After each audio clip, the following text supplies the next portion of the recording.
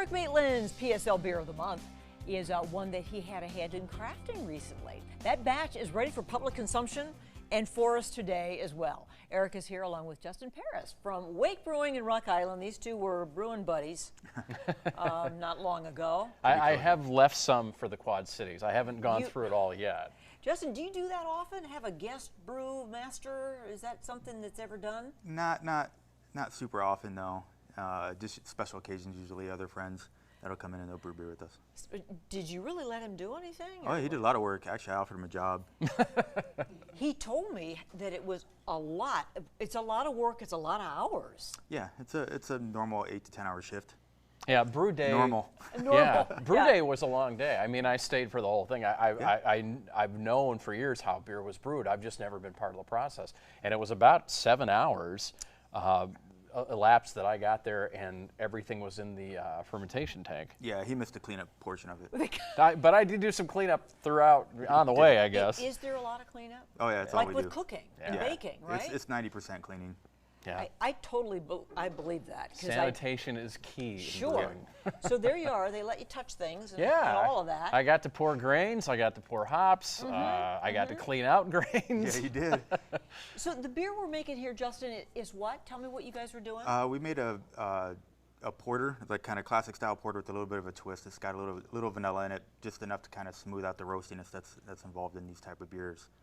The beer itself is called Tales of Brave Ulysses. Tales of Brave Ulysses.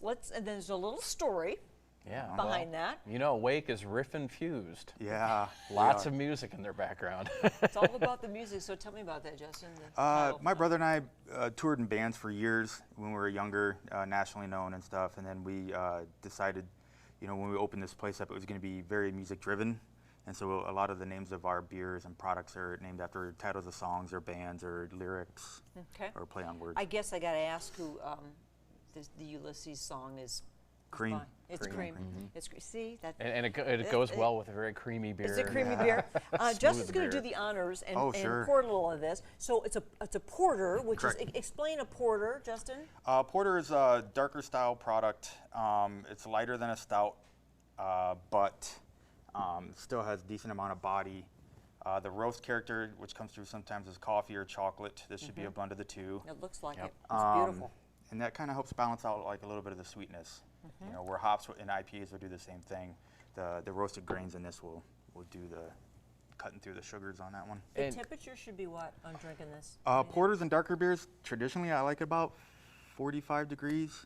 So that's cool. And cool. Remember last time we did Alaskan Amber, and you noticed that when we poured it cold, it was a lot different than when we let it warm up. And when we let it warm up, a lot of characteristics come out. It really does change. Yeah. And I think if people a lot of Americans just drink ice cold beer, right? Yeah, because it's usually flavorless. Right. And we said when a beer like that warms up, it starts to taste metallic-y. When a beer like this warms a little, you get a lot more characteristics because the quality of the ingredients are so much better. Right, yeah, this is all English-based malts and grains that came through. So. Is this okay to drink? Yeah. The head on beer is great. Yeah. Right, and hold it up and look at the color. Yeah. But yeah, cheers. Is it cheers to you guys? Thank you. A ruby red, it's beautiful beer. Wow, that is chocolatey and coffee-like. Yep. Good job, Erik. Yeah, way to go. Yeah, thank you very much. How did he do that? So would you? So tell me more about this kind of beer. Is this the kind of thing that a lot of Quad Cityans like, Justen, or are there some that you find are favorites that aren't this? Before craft, it was this, right? I mean, even before the American like light lagers and everything came through, this is a traditional beer that was brewed for the working generation or the working class people called porters. That's where porter comes from in general for history. Right. Yeah. From the profession of a porter. Correct. So these beers were brewed for these people. It was a substance as food, and it needed to be flavorful. You know, when they got done working hard work, they wanted something with flavor. Almost like eating. Pretty much like eating bread. Yeah, bread. Yeah. Is this your diet now, Erik? Well, it could be. I mean, there are a lot of, believe me, we have a lot of great breweries in the Quad Cities, and a lot of them do porters. But this one, I mean, when I went in a few years ago to have a porter, I said, okay, Wake's got a porter. I was amazed. And now this beer, every time I have it, it talks to me. It says, Erik, slow down, savor the flavor. Is that what it's saying? Just enjoy it, because every time, it would be like you going to Switzerland to have chocolate. Oh. When I go to Rock Island to Wake and have this porter, it's my happy place. Right, and so you do have to tell yourself to slow down. It's like, I can't eat it all at once or drink it all at once. So Justin, if this is a porter that you've made before, but you adjusted it some. It's a forever evolving recipe. It's at this point now we're really happy with it. Since we've been brewing it since its inception 5 years ago. It's changed quite a bit, but like right now we kind of tweaked the last 2 recipes, and this is where we're at right now. Are you and your brother from here? Yeah, we're from the Quad Cities. Are you original Quad Cityans? Yeah. How's it been to be in this very popular and hot growing industry now?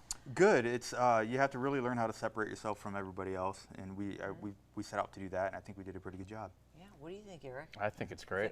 They have brewed a lot of beers over the years that I've really liked, and I will always be a customer.